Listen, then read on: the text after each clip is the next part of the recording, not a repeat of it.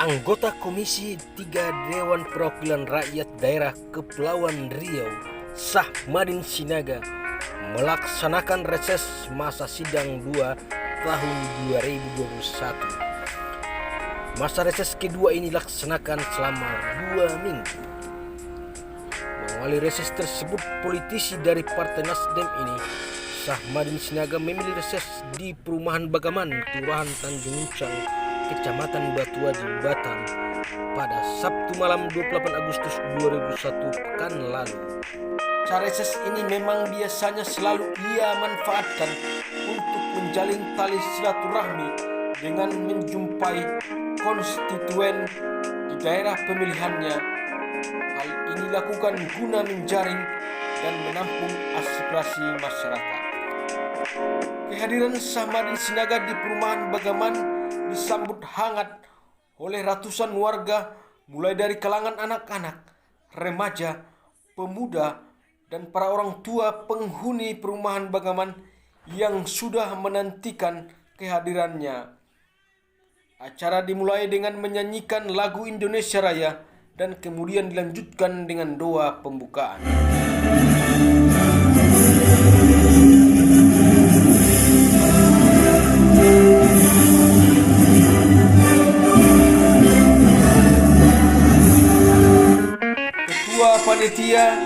Ketua RT 03 dalam sambutannya mengaku sangat senang atas kehadiran anggota DPRD Komisi 3 ini meskipun mendadak. Namun atas kerjasama yang baik dengan masyarakat setempat, persiapan penyambutan bisa dipersiapkan dengan baik. Dia juga menyampaikan ucapan terima kasih kepada Sahmadin Sinaga yang meluangkan waktunya dalam masa sidang reses kedua ini mau mendengarkan secara langsung keluhan masyarakat, khususnya warga Perumahan Bagaman.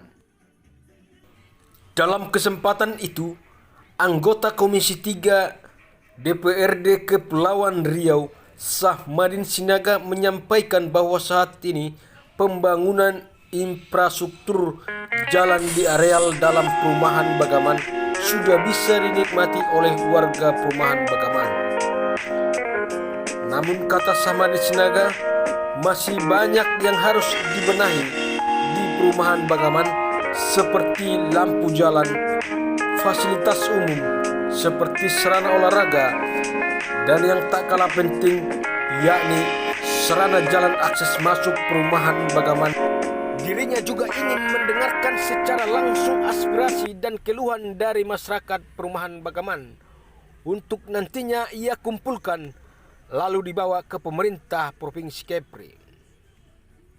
Kita dari provinsi saat ini memang saatnya untuk reses. Reses itu kan anggota DPRD itu turun di tengah-tengah masyarakat. Nah, melihat apa yang menjadi pergumulan atau apa yang menjadi kebutuhan masyarakat minimum di lingkungannya, kan kira-kira seperti itu. Jadi kebetulan kita melihat masih banyak yang diperlukan oleh perumahan ini sama. Jadi rupanya bukan perumahan ini doang, termasuk tetangga perumahan ini juga sangat memerlukan dukungan pemerintah dalam rangka pembangunan dan kebutuhan-kebutuhan lainnya, termasuk untuk posyandu tadi kekurangannya, lapangan olahraga lah, jalan lah. Nah, itu yang menjadi prioritas kita nantinya, bagaimana supaya mereka juga mendapatkan program yang ada di pemerintah Provinsi Kepulauan Riau. Nah, langkah selanjutnya yang pertama kita pilih-pilih dulu persoalan-persoalannya. Nah, jadi mana yang bisa kita sorong di anggaran kabupaten kota, kita arahkan juga masyarakat juga supaya mengkoordinasikan itu dengan pemerintah kota.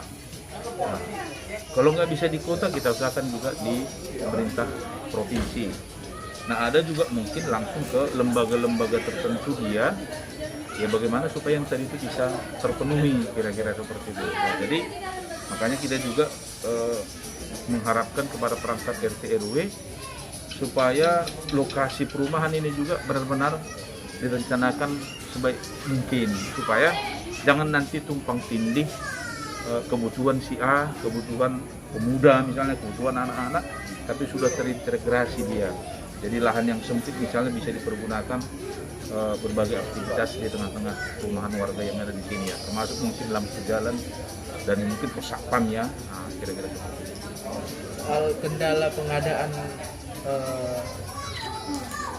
sinar surya tadi itu Pak, apa? Nah, kendalanya itu sebenarnya pertama dia gampang sebenarnya dalam rangka pemasangan dan mungkin harganya pun nggak terlalu mahal. Nah, persoalannya ketahanannya, baru masalah perawatan daripada alat tersebut. Jadi nanti dia biasanya baterainya itu rusak, misalnya baterainya nyarinya itu kadang-kadang nggak ada. Nah, karena dia belum terlalu familiar lah di tengah-tengah masyarakat, sehingga ya toko-toko juga terbatas mungkin yang menyediakan spare part yang berhubungan dengan itu. Nah, makanya saya bilang lebih bagus dipikirkan langsung dari lampu jalan ini. Nah, PLN langsung, nah, meteran pasum-pasus seperti ini kan tarifnya murah.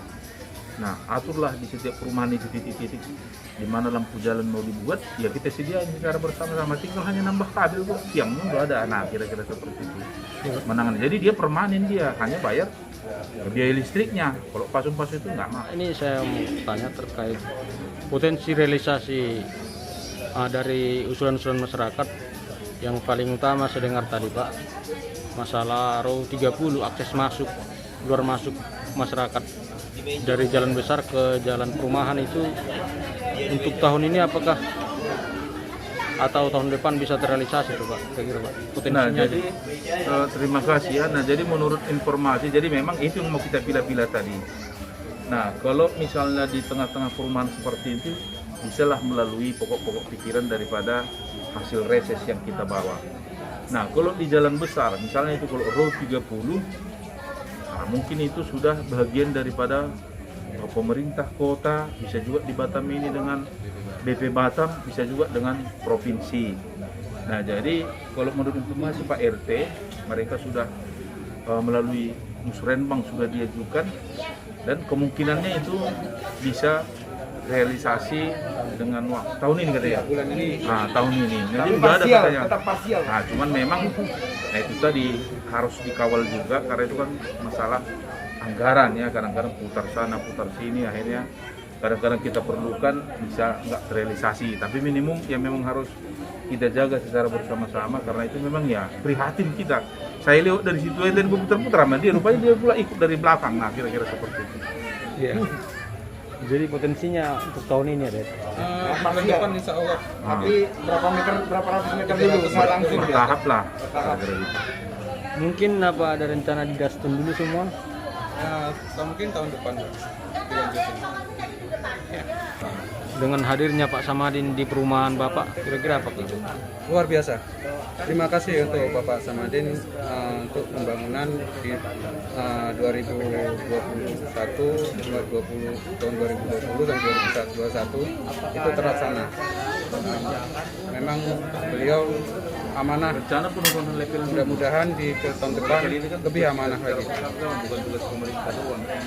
Sementara itu, salah seorang tokoh masyarakat perumahan Bagaman, si Bagariang, yang akrab disapa warga Opung itu, mengapresiasi Samadin Sinaga soal pembangunan infrastruktur yang sudah terrealisasi beberapa waktu lalu dengan mengalokasikan dana pokir miliknya. Selain itu, Opung juga menyampaikan keluhannya terkait akses jalan utama yang sampai saat ini masih dalam kondisi rusak parah. Ia berharap pemerintah daerah bisa secepatnya membangun jalan akses satu-satunya ke perumahan mereka. Saya kehadiran Bapak Samadin Sinaga di Bagaman ini ya sangat berterima kasih sekali. karena beliau itu sangat betul-betul memang mau menerima aspirasi masyarakat, khususnya Bagaman Citramas ini. Di masalah infrastruktur jalan yang tadinya kami tidak menyangka bisa seperti ini, karena kami sangat lama menunggu pembangunan di jalan kami ini. Ya syukur Pak Sinaga telah menunaikan janji-janjinya kepada masyarakat yang ada di Bagaman. Jadi kehadiran dia pada saat ini kami masyarakat Bagaman sangat berterima kasih sekali. Mudah-mudahan Pak Naga selalu sehat dia dalam bertugas. Semua keluarganya juga diberkati oleh Tuhan. Itulah statement saya dari masyarakat Bagaman. Kedatangan Pak Sinaga pada hari ini, apa saja keluhan yang disampaikan masyarakat? Ya, toh juga masih infrastruktur juga jalan, karena jalan kami yang menuju ke perumahan ini, akses jalan yang utamanya sampai hari ini masih sangat rusak, sangat parah sekali. Besar harapan kami akan juga ini terrealisasi. Itulah harapan kami masyarakat Bagaman untuk kepada anggota dewan yang ada di Kepri ini. Itulah statement saya. Terima kasih. Hal senada juga disampaikan oleh salah seorang warga perumahan Bagaman. Dia mengatakan bahwa selama 11 tahun menempati perumahan Bagaman, hingga saat ini belum ada akses jalan yang memadai masuk perumahan mereka. Selama ini, kata dia, jalan akses perumahan Bagaman masih jalan tanah. Ketika musim penghujan tiba, jalan tanah tersebut berubah menjadi becek dan berlumpur.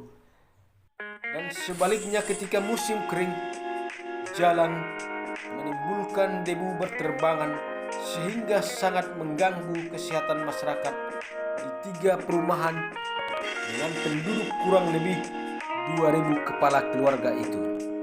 Satu RW ini di 3 perumahan itu biar terrealisasi. Karena untuk tahun ini kami cuma dapat hanya 1/4 anggaran dari Bina Marga itu untuk semenisasi jalan di RW 30. Itu untuk umumnya RW 30 Pak, untuk RW 23. Kalau untuk khususnya internal kami RT 3 sih kami untuk mengajukan ada solusi untuk dari anak-anak, orang dewasa dan anak muda ini untuk sarana dan prasarana seperti olahraga dan sarana arena bermain untuk anak-anak. Jadi di situ juga ada terbuat satu workshop atau wadah untuk arena olahraga, yang mana workshop ini bisa dipersewakan untuk lingkungan sekitar kami untuk main futsal.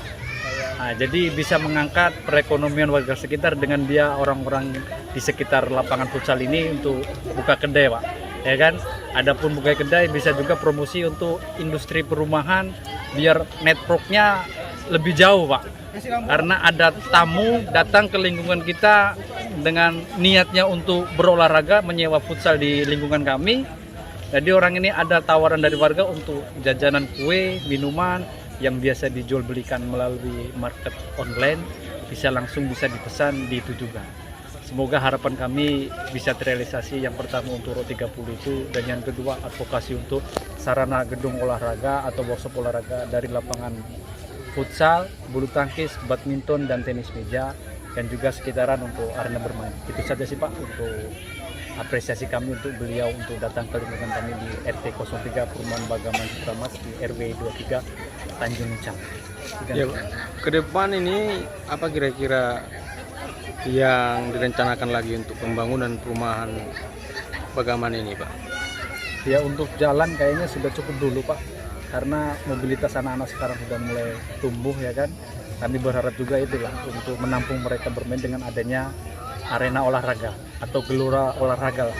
Ya kan, macam workshop itu di dalam situ ada olahraga, dan di sampingnya anak-anak bisa bermain dan bisa berkumpul dan terlindungi dari sinar matahari dan hujan.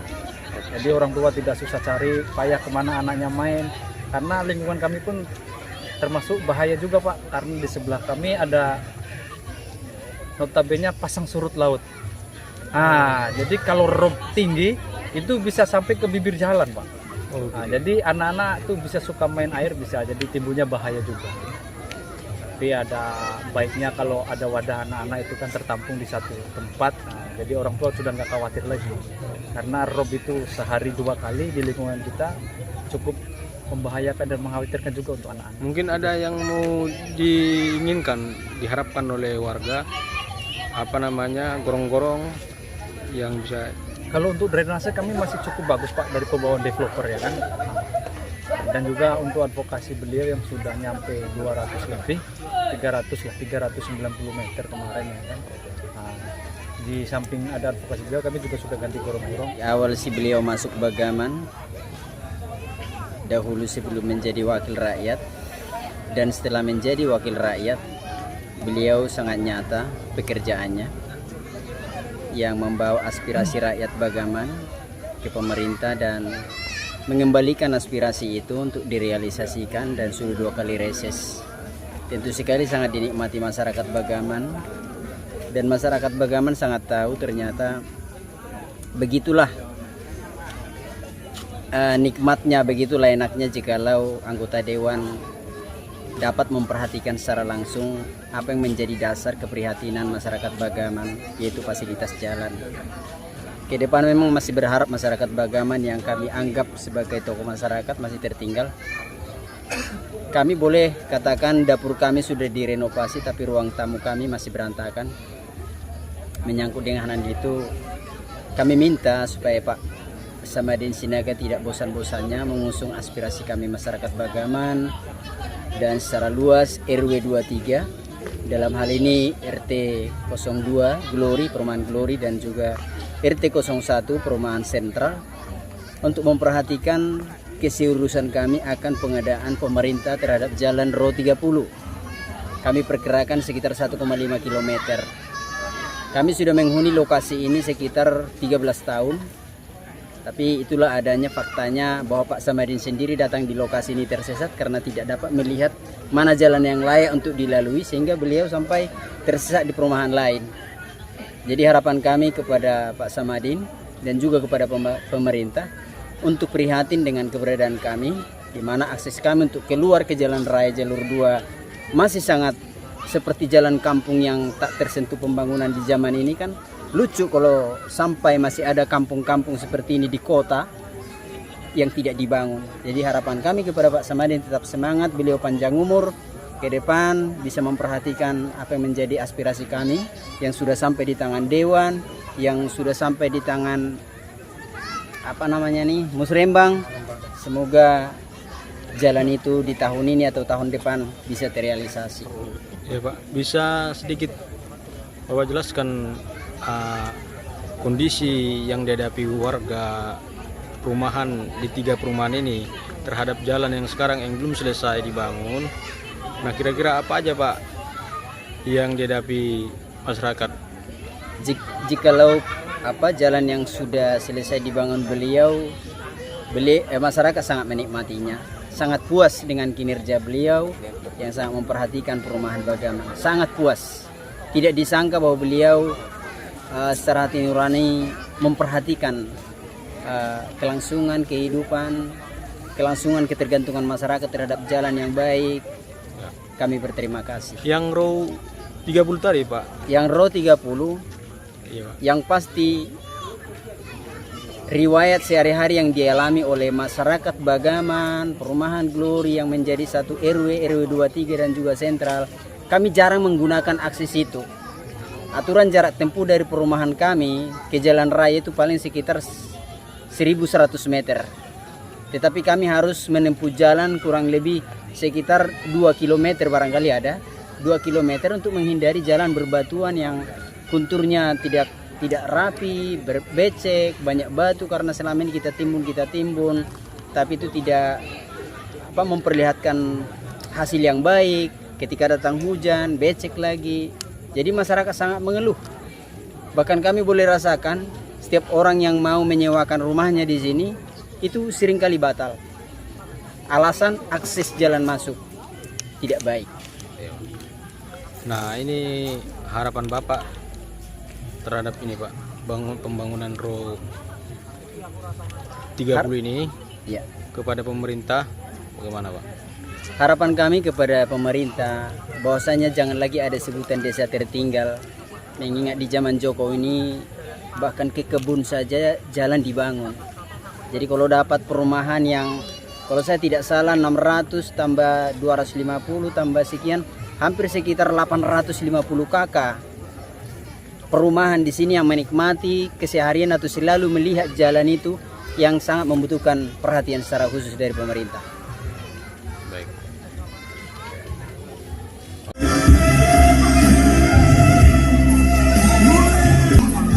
Dari Batam, tim Independent News Channel melaporkan.